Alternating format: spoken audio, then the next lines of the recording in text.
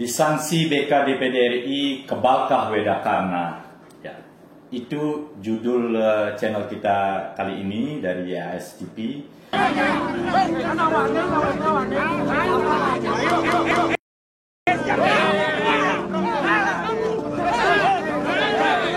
Pernyataan sikap Semeton Nusa Penida berkaitan dengan ucapan Wedakarna dalam video viral yang mengatakan bahwa Sesuhunan Ratu Gede Pura Penata Rempet bukanlah dewa, tetapi makhluk suci. Saya sudah bersimpulan. Saya sudah menyimpulkan, ini rekomendasi saya. Adanya. Maka dari itu, bukan saya sampaikan. Sudah tahu, makanya sebentar saya sampaikan solusi. Bukan saya yang mengundang, saya beliau. Makanya itu saya meminta peraturan ini Sebelumnya saya ingin mengaturkan Om Swastiastu, salam sejahtera buat kita semua. Bertemu lagi dengan saya, Inengah Yasa Adi Susanto atau biasa disapa Adi, dalam channel ASTP. Berita yang menyatakan AWK disanksi BK DPD RI sempat menghebohkan Pulau Dewata yang kita cintai ini. Berita yang tersebar pada awal Desember 2021 lalu tersebut disambut hingar-bingar dan sukacita oleh para pejuang, khususnya masyarakat Bali yang selama ini tidak suka dengan sepak terjang AWK yang sering kontroversial dan bahkan hanya terkesan pencitraan saja.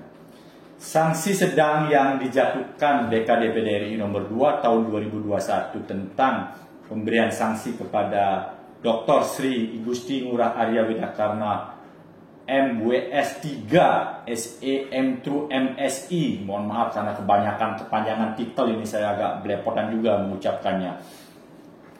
Nomor anggota B65, anggota DPD RI Dapil Provinsi Bali, atas pengaduan Forum Komunikasi Taksu Bali Dwipa tertanggal 10 November 2020 lalu perihal dugaan pelanggaran tata tertib dan kode etik terkait penistaan agama dan pelecehan simbol agama Hindu di Pura Ped Nusa Penida, dan juga pengaduan terkait pernyataan remaja boleh melakukan hubungan seks asal memakai kondom pada saat melaksanakan sosialisasi di SMA 2 Tabanan, Bali. Sanksi sedang kepada WK dengan amar putusannya adalah sebagai berikut. Yang pertama, dia dibebas tugaskan atau dilarang melaksanakan kunjungan kerja, alat kelengkapan baik di dalam maupun di luar negeri, dan garis miring atau perjalanan dinas selama satu masa sidang, yaitu masa sidang ketiga tahun sidang 2021-2022. Yang kedua, amar putusannya menyatakan berkewajiban menyampaikan permohonan maaf pada sidang paripurna ke-6 DPD RI serta melalui media cetak lokal Provinsi Bali. Pertanyaannya sekarang, apakah sanksi yang diberikan BK DPD RI tersebut telah dilaksanakan oleh Wedakarna ataukah belum? Ya. Kalau statement AWK di beberapa media pasca pernyataan saya di media yang menyatakan AWK ngeyel dan tidak taat terhadap sanksi BK DPD tersebut, dia menyatakan bahwasannya dia sudah melakukan atau melaksanakan sanksi tersebut. Dan sanksi tersebut katanya AWK hanya berlaku selama 1 bulan, dan itu pun Bali katanya tidak termasuk di dalam sanksi tersebut. Mari kita bahas satu persatu pernyataan Arya Wedakarna tersebut yang katanya dia telah melaksanakan sanksi tersebut. Yang pertama, AWK menyatakan kalau sanksi sedang tersebut cuma berlaku selama 1 bulan. Benarkah itu? Sanksi sedang yang dijatuhkan oleh BK DPD RI terhadap AWK berlaku selama masa sidang 3 DPD RI periode 2021-2022. Yang artinya selama masa sidang 3 tersebut AWK tidak boleh melakukan kunjungan kerja ataupun perjalanan dinas baik di dalam maupun di luar negeri. Ya. Poinnya adalah baik di dalam maupun di luar negeri. Masa sidang 3 DPD RI tahun 2021-2022 sesuai dengan agenda yang saya peroleh adalah mulainya itu hari Senin tanggal 10 Januari 2022 sampai dengan hari Minggu tanggal 13 Maret 2022. Jadi sanksi tersebut berlaku selama sekitar 3 bulan lebih, bukan selama 1 bulan, sebagaimana apa yang disampaikan Arya Widakarna di media. Yang kedua, AWK menyatakan bahwa sanksi tersebut tidak berlaku untuk Bali. Ini sungguh pernyataan yang konyol dan tidak tepat, apalagi disampaikan oleh seorang anggota DPD RI yang membidangi hukum. Tegas dalam sanksi tersebut dinyatakan bahwa dibebas tugaskan atau dilarang melaksanakan kunjungan kerja dan garis miring atau alat kelengkapan baik di dalam maupun di luar negeri pada masa sidang 3 tahun sidang 2021-2022. Artinya, tidak ada secara spesifik menyatakan di amar putusan tersebut Bali tidak termasuk di dalamnya. Karena kan Bali itu termasuk di dalam Negara Kesatuan Republik Indonesia, NKRI. Yang artinya Bali juga termasuk ada di dalam negeri. Itu. Jadi pertanyaannya apakah Bali tidak termasuk dalam negeri? Silakan dimaknai dan dikaji amar putusan DK tersebut. Karena bagi saya, pendapat saya, Bali itu termasuk. Karena tidak ada disebutkan secara spesifik kecuali Bali di amar putusan tersebut, sehingga Widakarna wajib melaksanakan sanksi tersebut, ya baik di dalam maupun di luar negeri. Kemudian ada pernyataannya juga, oh saya dalam waktu dekat akan melakukan kunjungan ke luar negeri. Ya, kalau dia berani silakan. Tetapi faktanya kan dia diberikan sanksi oleh BK-DPD RI. Yang kedua, dalam amar putusan tersebut menyatakan berkewajiban menyampaikan permohonan maaf pada sidang paripurna ke-6 DPD RI serta melalui media cetak Provinsi Bali. Ya, mungkin Arya Widakarna sudah menyampaikan permohonan maaf pada sidang paripurna ke-6 DPD, kan kita nggak tahu karena saya tidak pernah ikut sidang di sana. Tetapi apakah dia sudah menyampaikan permohonan maafnya melalui media cetak lokal? Kalau sudah, tunjukkan. Mana buktinya? Sampai saat ini saya belum pernah menemukan di media cetak lokal maupun yang saya baca di media sosial yang di-share melalui media cetak permohonan maaf tersebut. Jadi agak aneh karena permohonan maaf tersebut harusnya dia sampaikan melalui media cetak lokal.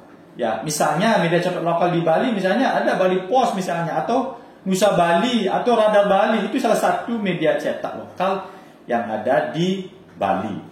Jadi karena alasan dan argumentasi tersebut, saya selaku masyarakat Bali tidak terima dan saya mengadukan Arya Widakarna ke BK-DPD RI lagi ini kedua kalinya pada tanggal 18 Januari 2002 lalu atas pertimbangan semua masyarakat termasuk juga pejabat negara yang digaji rakyat itu sama kedudukannya di dalam hukum, ya. Tidak ada dibeda-bedakan, karena dalam hukum itu kan ada asas yang namanya equality before the law. Jadi setiap orang kedudukannya sama. Jangan baru dia pejabat negara dia ngeyel tidak melaksanakan sanksi hukum tersebut. Ya, sanksi etik loh. Ini sanksi etik ini dan tata tertib ini sangat tegas dinyatakan di sana dan dia harusnya patuh. Ya. Jadi bahwa sesuai dengan peraturan DPD RI nomor 2 tahun 2019 tentang tata tertib, khususnya paragraf 3, pengaduan tentang perilaku anggota DPD, khususnya pasal 314 ayat 1 yang menyatakan bahwa masyarakat dapat mengajukan pengaduan tentang perilaku anggota kepada pimpinan DPD dan garis miring atau badan kehormatan. Maka dengan ini, saya mengadukan terkait dengan dugaan pelanggaran terhadap tata tertib dan kode etik yang diduga dilakukan oleh AWK anggota DPD garis miring MPR nomor B65 dari daerah pemilihan Bali. Dan bahwa sesuai dengan peraturan DPD RI nomor 2 tahun 2019 tersebut juga, khususnya pasal 38 yang menyatakan sebagai berikut. Yang pertama, alat kelengkapan DPD RI itu terdiri atas yang pertama adalah pimpinan, yang kedua panitia musyawarah, yang ketiga panitia kerja, yang keempat panitia perancang undang-undang,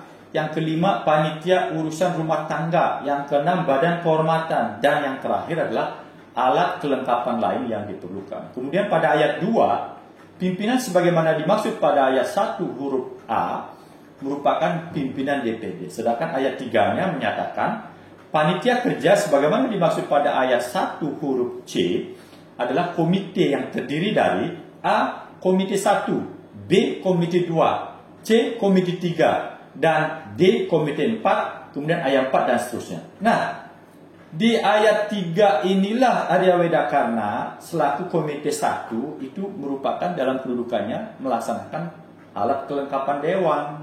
Bahwa sebagaimana surat undangan Arya Wedakarna kepada beberapa instansi yang saya dapatkan di Bali, ada beberapa surat yang dia layangkan. Yang pertama, surat yang ditujukan kepada Kepala Dinas Perhubungan Kota Denpasar tanggal 9 Januari 2022 nomor 01102019 garis miring 001 B65 garis miring DPD MPR RI garis miring Bali garis miring 1 2022 perihal kunjungan kerja atau audiensi, ya, kunjungan kerja, jelas itu, garis dalam kurung audiensi dan silaturahmi anggota komite, ya, komite 1 itu adalah alat kelengkapan dewan bidang hukum DPD RI B65 utusan Provinsi Bali ke Dinas Perhubungan Kota Denpasar terkait kebijakan relokasi pedagang pasar Wangaya.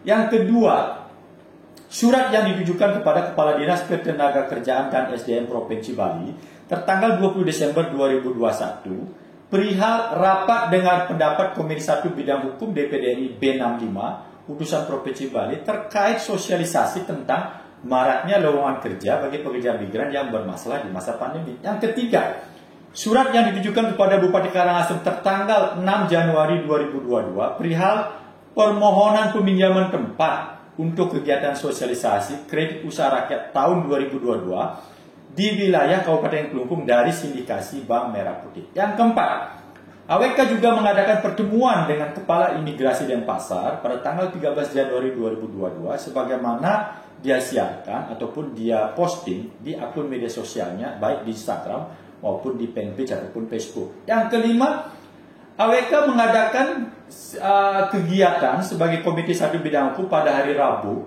tanggal 19 Januari 2022, waktu jam 10 sampai jam 12 WITA bertempat di aula kantor Dinas Pertanian Kabupaten Bangli. Ya, bukti-bukti surat yang saya sampaikan tersebut di atas sebelumnya itu saya lampirkan juga pada saat mengadukan Arya Wedakarna ke BKDPD sehingga laporan saya itu dianggap lengkap dan memenuhi syarat sehingga diberikanlah tanda terima. Dan masih banyak sebenarnya kegiatan-kegiatan lainnya pasca pengaduan saya ke BKDPD RI, termasuk juga yang dia lakukan kemarin pada hari Jumat dengan mendatangi kantor PLN Singaraja dan juga dia mendatangi kantor kebudayaan di Kabupaten Buleleng karena terkait dengan kisruh desa adat yang terjadi di salah satu desa yang ada di Kabupaten Buleleng. Nah, sebagaimana apa yang telah saya sampaikan uraikan tersebut di atas, tegas menyatakan bahwa surat AWK ke beberapa instansi pemerintahan yang ada di Provinsi Bali memposisikan dirinya selaku anggota DPD RI Komite 1 Bidang Hukum DPD RI dalam rangka melakukan kunjungan kerja sebagaimana diatur dalam Peraturan DPD RI Nomor 2 Tahun 2019 tentang tata tertib khususnya dalam hal posisi dia sebagai alat kelengkapan DPD RI sebagai panitia kerja khususnya Komite 1 DPD RI. Ya, bahwa berdasarkan tadi apa yang telah saya uraikan maka dapat dijelaskan sebagai berikut. Yang pertama, AWK selaku anggota DPD RI tidak menaati keputusan Badan Kehormatan DPD RI Nomor 2 Tahun 2021 tentang pemberian sanksi yang telah dijatuhkan. Yang kedua, perbuatan AWK tersebut dengan tidak melaksanakan keputusan BK DPD RI tersebut tentang pemberian sanksi kepada Arya Wedakarna adalah suatu bentuk pelanggaran terhadap Peraturan DPD Nomor 2 Tahun 2019 tentang tata tertib khususnya pasal 1 dan pasal 13 huruf F. Bahwa perbuatan AWK dengan tidak melaksanakan keputusan Badan Kehormatan DPD RI tersebut tentang pemberian sanksi kepada AWK juga menurut hemat saya telah masuk dalam kategori pelanggaran berat sebagaimana Peraturan DPD Nomor 2 Tahun 2018 tentang kode etik khususnya pasal 28 ayat 3 huruf A dan B. Jadi kesimpulan saya sebagai pejabat negara yang digaji dari uang rakyat, harusnya AWK taat sama keputusan BK DPD RI yang telah menjatuhkan sanksi sedang selama kurun waktu masa sidang ketiga yang dimulai pada tanggal 10 Januari 2022 sampai tanggal 13 Maret 2022. Yang kedua, saya juga heran kepada pejabat-pejabat yang ada di Bali yang didatangi oleh Wedakarna ini, kenapa mereka tidak berani menolak kedatangan Arya Wedakarna ini? Harusnya kan dia sudah tahu bahwasanya AWK ini sedang disanksi oleh BK DPD RI.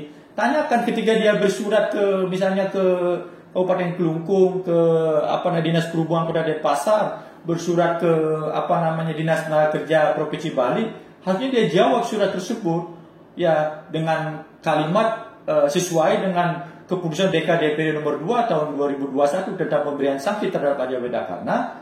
Ya, saudara saat ini telah diberikan sanksi kepada oleh BK DPD RI. Pertanyaan saya, apakah kami bisa menerima? Karena kan terkait dengan legal standing. Apakah dia punya legal standing nggak datang mengunjungi kunjungan kerja sementara dia sedang disanksi? Nah, ini yang saya juga heran. Kenapa pejabat-pejabat kita yang didatangi ini tidak berani bersuara? Apakah mereka takut nanti dilaporkan kemana-mana? Ya, mungkin kita juga tidak tahu. Hanya mereka yang tahu. Nah, pengaduan saya tersebut yang saya laporkan yang saya adukan pada tanggal 13 Januari lalu tersebut itu adalah pengaduan kedua saya, karena sebelumnya saya juga sempat mengadukan AWK ke BK DPD RI pertama kali pada tanggal 13 Februari 2020 terkait dengan kasus adat yang ada di Bubuk. Nah, AWK pada saat kasus tersebut kira-kira 2 tahun yang lalu datang ke desa saya, kebetulan desa Bubuk, mau menyelesaikan permasalahan adat yang ada di desa Bubuk. Dia tidak tahu duduk perkaranya, tiba-tiba dia datang hanya karena salah satu pihak bersurat, kemudian dia datang seolah-olah dia jadi mediator. Yang nunjuk dia jadi mediator siapa? Kalau mau jadi mediator, harusnya yang dia lakukan itu adalah memanggil kedua belah pihak. Bersedia nggak pihak-pihak ini dimediasi? Bukan datang baru tahu sepihak, tidak tahu perkara, datang ke desa dan membuat ricuh desa tersebut. Jadi apa yang dia lakukan selama ini sebagai tugas Komisi 1 sesuai dengan pasal 83 Peraturan DPD nomor 2 tahun 2019 dan tindakannya saat itu mengintervensi masalah desa adat yang ada di Bubuk, itu tegas melanggar ketentuan sesuai dengan bab 14 kegiatan anggota di daerah, khususnya pasal 293 ayat 1 dan ayat 2. Jadi tindakan AWK saat itu yang mengatasnamakan DPD mengeluarkan rekomendasi lisan saat pertemuan di desa saya tersebut tanggal 30 Januari 2020 dan katanya akan mengeluarkan surat rekomendasi untuk ditindaklanjuti oleh para pihak adalah tindakan yang melanggar ketentuan pasal 306 ayat 1 yang menyatakan bahwa ya ada jenis produk hukum DPD. Yang pertama adalah peraturan DPD, yang kedua keputusan DPD, yang ketiga keputusan pimpinan DPD, yang terakhir adalah keputusan alat kelengkapan DPD.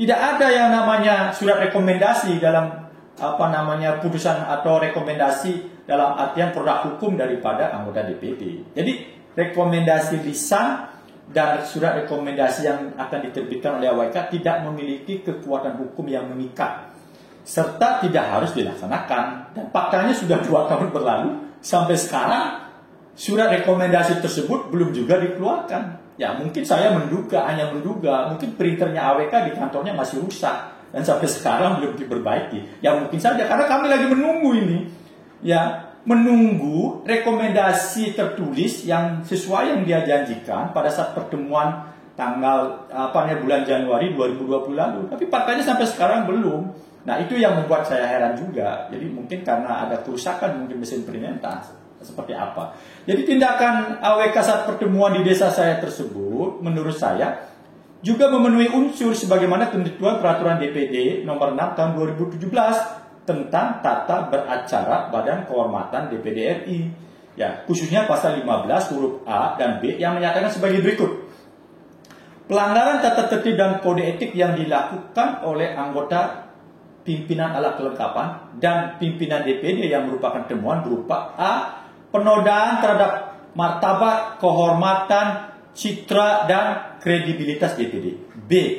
Peristiwa etik yang menjadi opini publik, yaitu sudah tersedia di beberapa media cetak atau media elektronik, disertai bukti awal lain yang kuat. Jadi menurut saya, selaku pengadu saat itu, apa yang dilakukan oleh AWK saat pertemuan tanggal 30 Januari 2020 di desa saya tersebut adalah sebuah penodaan terhadap martabat, kehormatan, citra, dan kredibilitas DPD. Karena disampaikan di depan forum rapat dan disaksikan oleh para pejabat setempat, termasuk waktu itu Bupati Karangasem, Ibu Mas Sumantri, serta sekitar 300-an krama desa adat Bubuk Karangasem saat tersebut. Jadi sayang sekali pengaduan saya saat itu karena pada awal pandemi itu tidak ditindaklanjuti secara maksimal oleh BK-DPD RI. Jadi mungkin karena pandemi ini sehingga mereka lebih fokus, sehingga tidak ada keputusan apa yang disampaikan, tidak tahu saya apakah dia pernah dipanggil, saya pun tidak pernah dipanggil, tiba-tiba keluar keputusan pengaduan saya tidak bisa ditindaklanjuti, padahal saya selaku pengadu belum pernah dipanggil. Ya, saya juga belum tahu apakah AWK pernah dipanggil atau tidak. Jadi demikian yang bisa saya sampaikan para netizen semua. Sebagaimana komunikasi saya terakhir dengan staf BK-DPD beberapa hari yang lalu, katanya telah dilakukan rapat di DPD RI untuk membahas pengaduan saya tersebut.